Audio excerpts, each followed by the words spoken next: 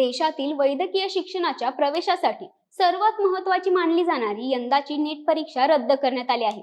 NTA म्हणजेच national testing agency कडून 3 मे रोजी घेण्यात आलेली नीट परीक्षा 12 मे 2026 रोजी अधिकृत निवेदन जारी करून रद्द करण्यात आली असून परीक्षेची पुढील तारीख लवकरच जाहीर केली जाईल असंही सांगण्यात आले. पण या निर्णयामागचं कारण आणखी धक्कादायक आहे. पोलिसांच्या तपासात उघड झालं आहे की काही ठिकाणी संघटित टोळी उमेदवारांना उत्तीर्ण करून देण्याच्या नावाखाली तब्बल 50 ते 60 लाख रुपये उकळत होती. सुरुवातीला 1.5 ते 2 लाख रुपये आगाऊ घेतले जात होते. त्यानंतर खऱ्या उमेदवाराच्या जागी परीक्षा केंद्रावर डमी कॅन्डिडेट बसवण्याची तयारी केली जात होती. त्यातच आता या पेपर फुटी प्रकरणाचं कनेक्शन थेट नाशिकशी असल्याचं उघड होतंय. पण ते कनेक्शन नेमकं काय आहे? या प्रकरणातील आरोपी कोण आहेत आणि नीट परीक्षेचं पुढील नियोजन कसं असणार आहे, सविस्तर जाणून घेऊयात या व्हिडिओतून. नमस्कार, मी वृंदा लासे आणि कॅमेरावर आहे जयेश पाटील. NTA ने केंद्र सरकारच्या परवानगीने आणि केंद्रीय तपास यंत्रणांच्या शिफारशीनुसार घेतलेल्या या निर्णयामुळे देशभरातील 22.79 लाख विद्यार्थ्यांमध्ये भीतीचं वातावरण निर्माण झालं असलं तरी NTA ने आश्वासन दिलं आहे की कोणत्याही विद्यार्थ्याला पुन्हा अर्ज करण्याची गरज नाही. मे 2026-17 साठीची नोंदणी माहिती, उमेदवारी, परीक्षा केंद्रे आणि भरलेले शुल्क यांपैकी काहीही बदलणार नाही. शिवाय आधीच भरलेले शुल्क परतही केले जाईल आणि NTA अंतर्गत सुविधांचा वापर करून नवीन परीक्षा लवकरच घेतली जाईल. दरम्यान या संपूर्ण प्रकरणाचे गांभीर्य लक्षात घेऊन केंद्र सरकारने तपासाची संपूर्ण जबाबदारी CBI कडे सोपवली आहे.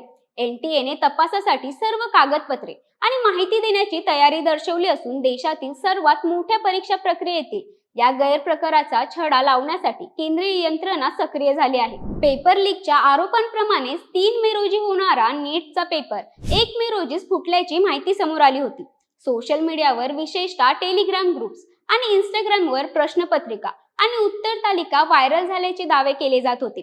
काही अहवालांनुसार एका गेस्ट पेपरमध्ये 720 पैकी सुमारे 600 गुणांचे प्रश्न नीटच्या मुख्य पेपरशी जुळत असल्याचे आढळले, ज्यामुळे 720 पैकी 600 पैकी गुण आरामात मिळवले जाऊ शकत होते. इतक्या मोठ्या प्रमाणात प्रश्न जुळणे ही केवळ योगायोगाची बाब तर असू शकत नाही. राजस्थानमधील सीकर सारख्या भागातील कोचिंग संस्था आणि सल्लागारांशी या प्रकरणाचा जोड असल्याचा संशय व्यक्त होत आहे. तर हरियाणा, आंध्र प्रदेश, बिहार आणि जम्मू काश्मीर पर्यंत पेपर सेट पसरल्याच्या चर्चा सुरू आहेत. नाशिक कनेक्शन बाबतही प्राथमिक माहिती समोर आली असून नाशिक गुन्हे शाखेने एका 30 वर्षीय BAMS च्या विद्यार्थ्याला ताब्यात घेतले आहे, जो मेडिकल काउन्सिलिंग एजन्सी चालवत असल्याची माहिती आहे. या आरोपीने ओळख लपवण्यासाठी केस कापले होते, मात्र क्राईम ब्रँचच्या टीमने आरोपीला ओळखले आणि तत्काळ ताब्यात घेतले. नाशिकमध्येच नीट प्रश्नपत्रिका छापल्या गेल्याची माहिती समोर आली असून तिथूनच पहिला सेट हरियाणाला पाठवला गेल्याचा आणि नंतर 10 वेगवेगळे सेट देशभर पसरवले गेल्याचा दावा केला जात आहे. राजस्थान पोलिसांच्या माहितीनुसार नाशिक क्राईम ब्रँचने हा संशय ताब्यात घेतला असून आणखी 7 आरोपींवर कारवाई सुरू आहे. या प्रकरणाने परीक्षा प्रक्रियेच्या सुरक्षिततेवर, छपाई युनिट्सवर आणि वितरण संस्थेवर गंभीर प्रश्न उपस्थित होत आहेत. दरम्यान बिहारमध्ये एक सॉल्व्हर गँग सक्रिय असल्याचे समोर आले आहे, जी एका सीटसाठी 60 लाख रुपये आकारत होती. नालंदा पोलिसांनी MBBS च्या एका विद्यार्थ्याच्या नेतृत्वाखाली या टोळीतील 7 जणांना अटक केली आहे. चौकशी दरम्यान आरोपीने कबूल केले की परीक्षेपूर्वी सूत्रधाराला 1.5 ते 2 लाख रुपये आगाऊ रक्कम देण्यात आली होती. उमेदवाराला उत्तीर्ण होण्यास मदत करण्यासाठी 50-60 लाख रुपयांचे सौदे निश्चित करण्यात आले होते. या टोळीतील उज्ज्वल राज उर्फ राजा बाबू, अद्वेश कुमार आणि अमन कुमार सिंग यांनी प्रमुख भूमिका बजावली होती. यापूर्वी 2024 मध्येही पेपर फुटीमुळे काही केंद्रांवर नीट UG परीक्षा रद्द करण्यात आली होती. या परीक्षा 5 मे 2025 रोजी घेण्यात आल्या होत्या. 6 मे रोजी NTA ने पेपर फुटीचे आरोप फेटाळून लावले. यानंतर बिहार आणि झारखंड येथे तपास करण्यात आला. तपासात पेपर फुटीचे पुरावे सापडले आणि अनेक अटकही करण्यात आल्या.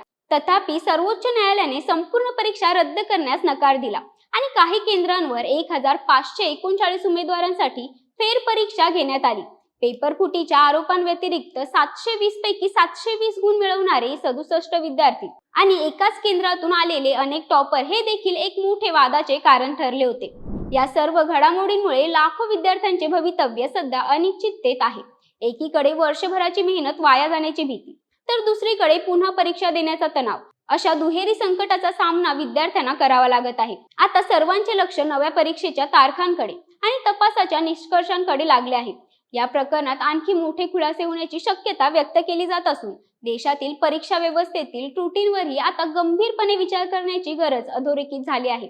तोपर्यंत या प्रकरणाबद्दल तुम्हाला काय वाटतं? कमेंट करून नक्की कळवा. धन्यवाद.